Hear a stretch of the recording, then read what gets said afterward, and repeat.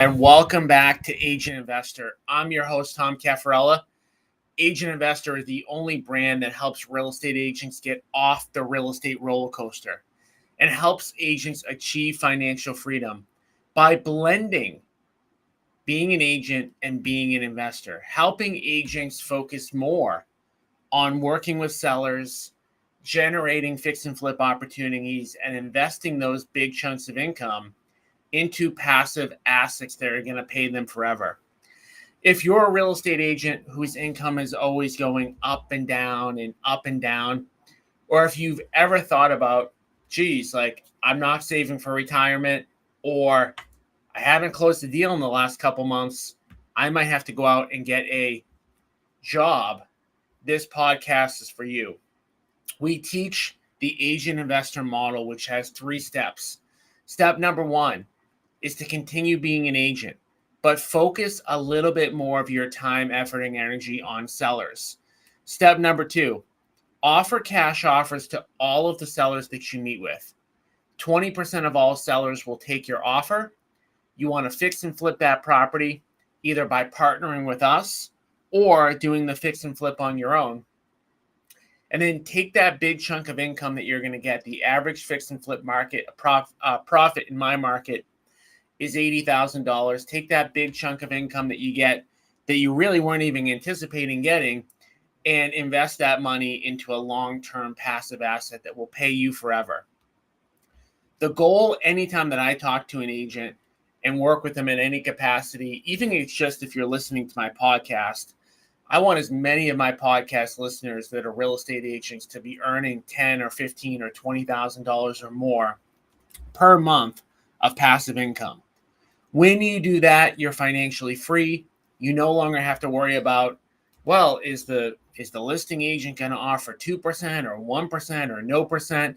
You don't have to worry about any of that stuff. You don't have to worry about whether or not you're going to have a good year or whether interest rates are going to go down. When you've got guaranteed monthly income coming in every single month, you have freedom. And that's what this podcast is all about.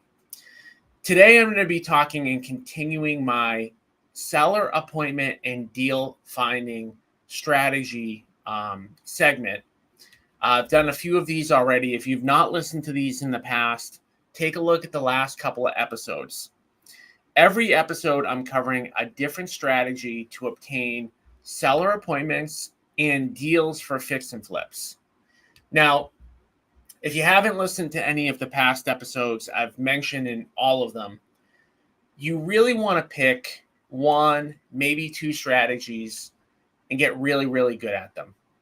Set weekly metrics, measure those metrics, set a goal for how many seller appointments you want in a week or in a month, and check it every single month. Verify that you're on track and try to hit that goal every single week, okay? I've already talked about how to generate seller leads by using paid marketing. I've talked about how to generate seller leads by using social media. I've talked about generating seller appointments by using home valuation ads. Those are all in past episodes. Today, I'm going to focus on using your sphere of influence. Now, there are not many strategies that I would say are almost a must for real estate agents. This is one of those topics. Using your sphere of influence to generate seller appointments, to generate fix and flip opportunities, it's really a no-brainer. And the reason why is if you need to generate a seller appointment every single week, are you going to likely be more successful generating an appointment and getting a seller to sign with you if you know the person or if you don't know the person? I think it's an obvious question, right? When we generate leads from people, or we try to generate opportunities from people we don't know yet, we've got to do 2 things at the same time. The first thing we need to do is earn their trust. And the second thing that we need to do is to provide them with a solution. Now, when somebody's already in our sphere of influence because we've known them for a long time, or somebody that we know knows them, we have instant credibility. And that instant credibility is going to prevent them from shopping a million different agents in a lot of cases. It's going to make you a trusted expert, and it just makes your life a whole lot easier. So, if a new real estate agent is coming to my brokerage and asking me, hey, what's the most efficient and effective way for me to get business, for me to get seller appointments, for me to get fix and flip opportunities, I would always start with your sphere. The only real negative to our sphere of influence is that it's limited, right? If we took down and we wrote down on a piece of paper all the people that would recognize our name that we've met in our life, we might have 100, 200, 300, 500, maybe max 1,000 people. 1,000's a lot that would recognize our name. But it's limited. But having said that, each of those people that would recognize our name, assuming that, we've been a good person in our life and, people respect us and, like us and all that good stuff, which is usually common amongst the people that it's going to be a lot easier to get business from those people. So that's why we start there. Now, I already mentioned, the agent investor model, partnering with us. I do want to let people know, if you do want to learn more about partnering with myself, my team, on these seller appointments, on these fix and flip opportunities that you come across, make sure that you jump on my next call at www.partnerwithagentinvestor.com. Again, that's www.partnerwithagentinvestor.com. All right, so let's get into it.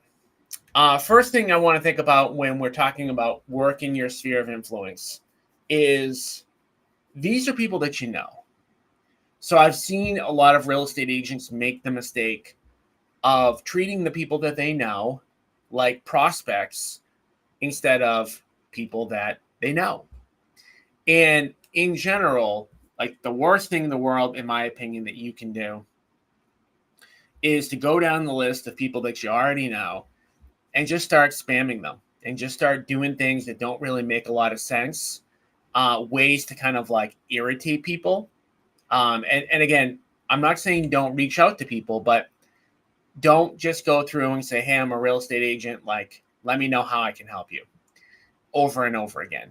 You don't want to annoy people. At the same time, you have to develop a schedule and a routine to let people know in a non-annoying way that you can help them and how you can help them. And I'm going to talk about how to do that today. But it does start with you kind of making a schedule of what that looks like. So when we talk about like reaching out to the people that you know, there's really only so many ways that we can do it, right? We could send a text message. We could send a social media message. We could post on social media. We could email them. We could mail them. We could call them. We could do an event, right? Everything I just mentioned are like, those are the ways that in 2025, where I'm recording this, how we kind of interact with people. So it's all about having that interaction and having it on a somewhat routine basis so that they know what you do, how you could potentially help them, and doing it in a way that's not super annoying. All right, so with that being said, when I talk about a schedule, when we go through those different methods of communication, you want to plan out the year. Like, how many times do I want to send a text message or invite somebody to an event or send them a Facebook message or me post on Facebook, etc. And then work that plan. Okay. Second thing that you need to do is come up with how you're going to help people, like what your call to action is. So I'm going to tell you my opinion. You don't have to take it. You don't have to listen to it. Of course, you're listening to my podcast, so you value my opinion to some extent.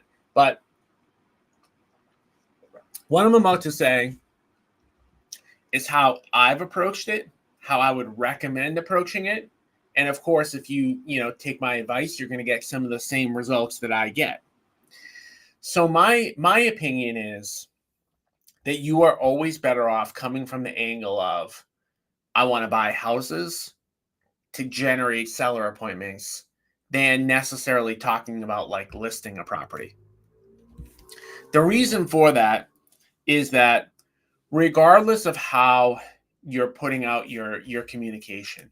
Again, whether you're texting or mailing or emailing or whatever, there are a whole bunch of people that are going to be interested in learning what an offer for their home is.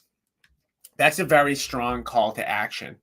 And in fact, even if you know somebody that knows 5 other agents, when you're able to offer a cash offer without them necessarily having to pay a commission, that's a pretty attractive value prop. It's a pretty attractive hook. And it's a great way to get yourself in the door. Now, when I say this, like my main objective, if I can, is always to buy those properties.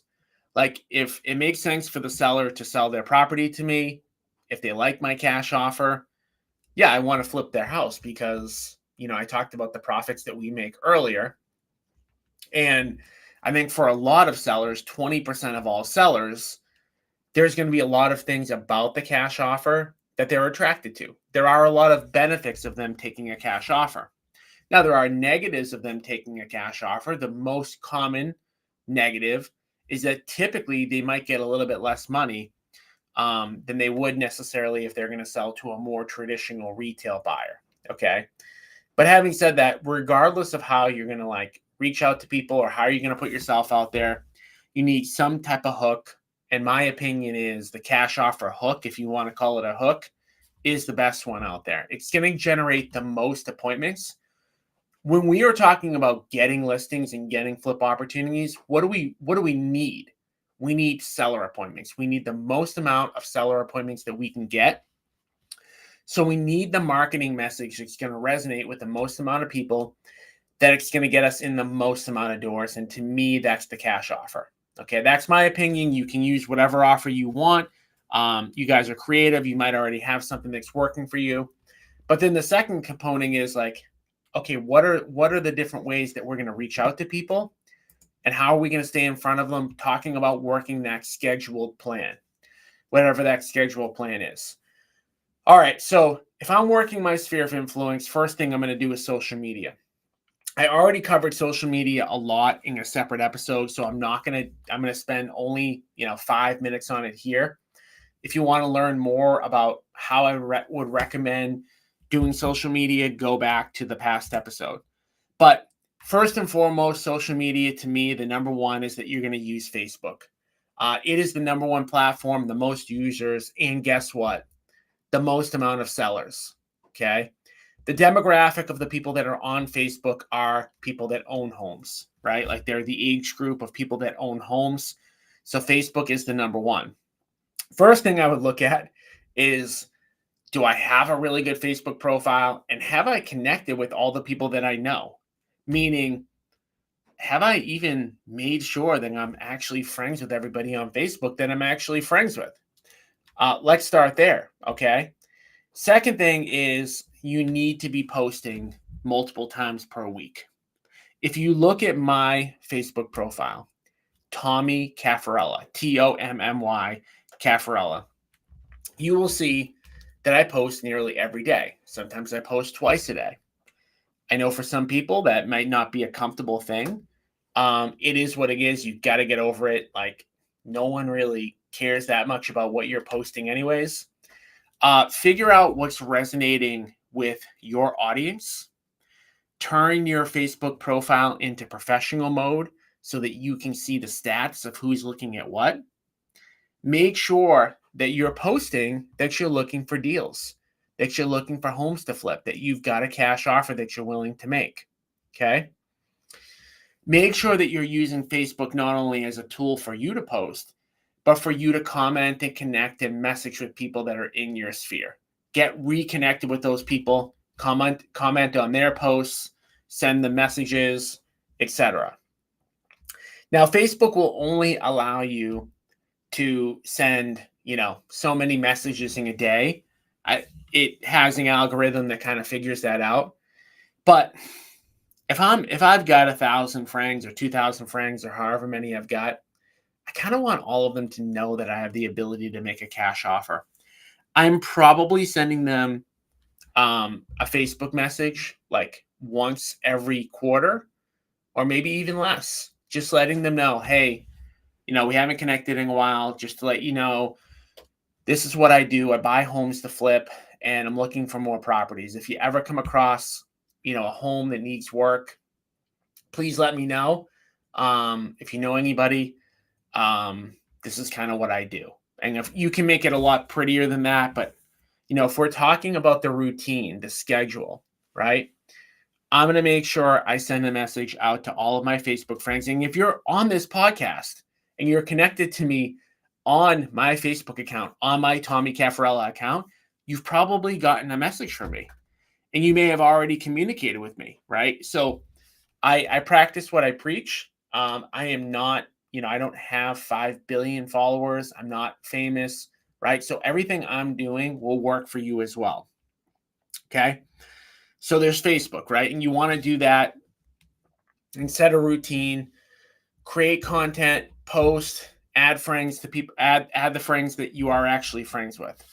All right. Second thing is mailers. I love mailers, especially for SOI, because you're going to get somebody's attention, period.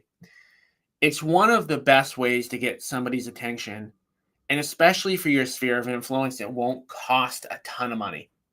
Okay.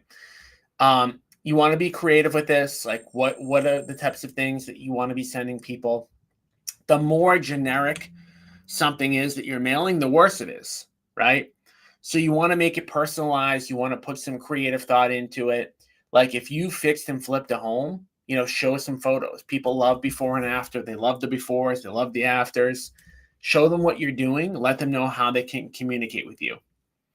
Again, that doesn't have to be like an all the time thing. Talking about the schedule, right? That might just be like a once a quarter thing.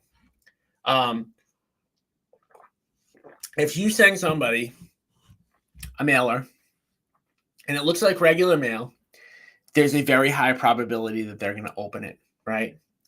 And there's, a high probability that if you send them something that's kind of cool, that they're not going to get super annoyed with you, right? And again, you don't have to do this a lot, right? What are we trying to do with our sphere? We're trying to have these reps with them. We're trying to stay top of mind with them. Because if you've ever had, and this has happened to me, I'm sure it's happened to all of you, if you've had somebody in your sphere use another agent, it is likely that they forgot that you were even an agent, right? So this happens to agents all the time, and then they get really mad. They get really mad at the person. And it's like, no, you can't do that because they have a busy life, right? They weren't thinking about you. You've got to make sure that you're top of mind. So I really like mailers to do that. Again, like if you're an agent listening to this and you're in my market, you may very well have gotten a mailer from me, right? So again, I'm practicing what I'm preaching. All right, another way to get deals. Now, not necessarily listings. So we've talked about how to get seller appointments and, therefore how to get fix and flip opportunities as well. But another way to get just fix and flip opportunities is to network with agents. Now, if you are an agent, I promise you, you're probably talking to more agents than you even want to, right? You're co-broking on every deal. You're at open houses, like you're at office parties, you're at office networking events. The vast majority of real estate agents, although they will verbally tell you that they would love to invest, are not going to put any effort into it. If you're listening to this podcast right now, you're one of the small fractional percentage of agents that actually are serious about investing. So congratulations for that. But when you're at an open house or you're co-broking with somebody or you're at an office event, let people know you want to buy houses.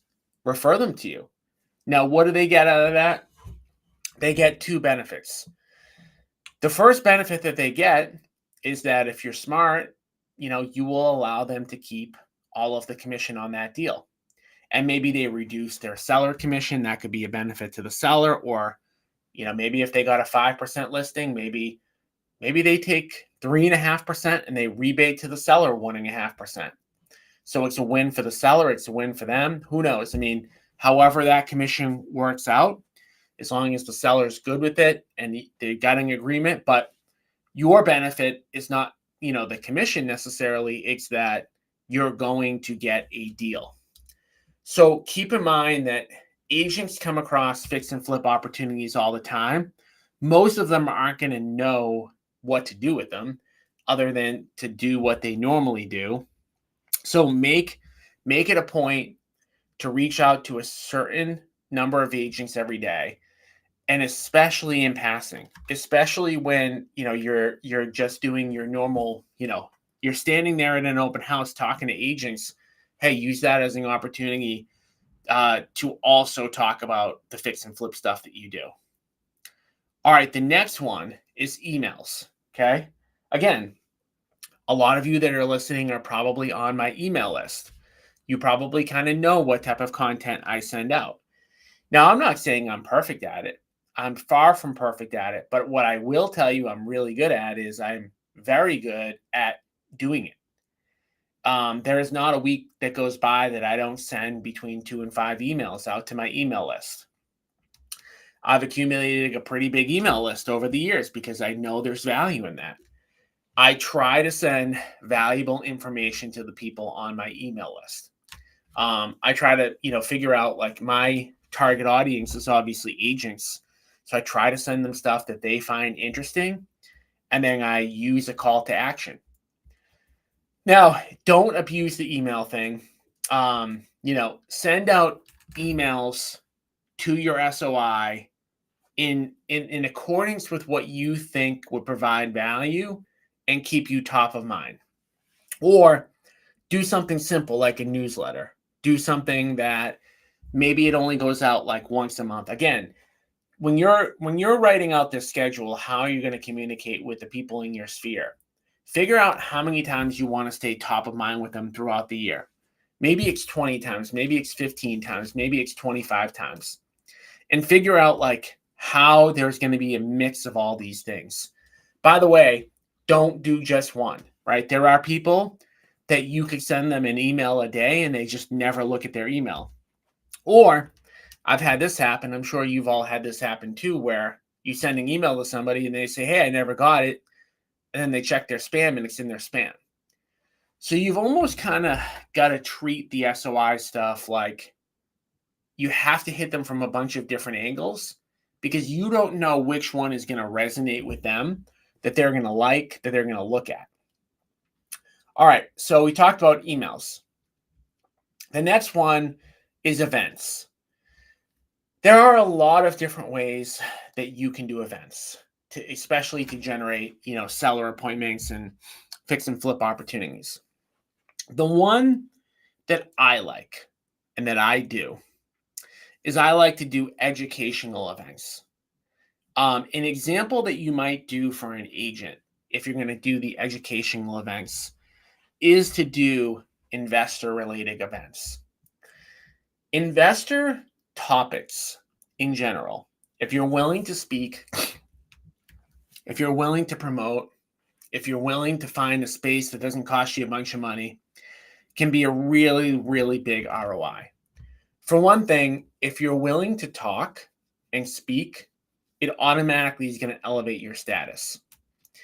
And I can promise you, I said a little bit earlier, that most real estate agents want to invest, but they don't. It's the same thing with the average person. Like, the average person wants to invest in real estate. There is extreme demand. Trust me when I tell you, I've, run countless seminars with non-agents, and there is very high demand for people that want to learn about investing in real estate. So for you, if you're running this to your sphere of influence, do a seminar like, hey, learn how to invest in real estate, and talk about how you could potentially work together on some of these fix and flip opportunities. Tell them what to look for. Tell them maybe how to find some properties. But there are other ways to do events too. Like, you could keep it completely social. You could, you can use your imagination here. But again, going back to kind of the top, like, SOI it's a no-brainer. It's a no-brainer for all agents, because these are the people that already know, like, and trust you. These are the people that if you go into their living room on a seller appointment, you should walk out of there with either a listing agreement or a purchase and sale agreement to flip their house. Okay. Now, for those of you who are interested in doing this type of generation, learning how to do more deals, and want to partner with us, make sure that you jump on my next call to learn how at www.partnerwithagentinvestor.com. Every week, I cover the basics on how to find deals, how our partnership opportunities work. My goal is to partner with 100 agents in the next 50 weeks. I want to do 2 deals a week. Right now, I'm averaging 1. So my goal is to double that. I'm reaching out, screaming from the rooftops about our partner program. I can provide you with references. If you are in New England, you likely know somebody or more than one person that has already partnered with us, as we've already gone across the 100 partner deal range. Again, jump on that call at www.partnerwithagentinvestor.com. Next week, we're going to cover another seller lead generation strategy that's different from this one. Again, this is part of a series. Go back in time, go back through some of the old ones and look and get educated, and then commit to what seller strategy you're going to do. And again, any more questions, guys, jump on my next call, www.partnerwithagentinvestor.com. Thanks for tuning in.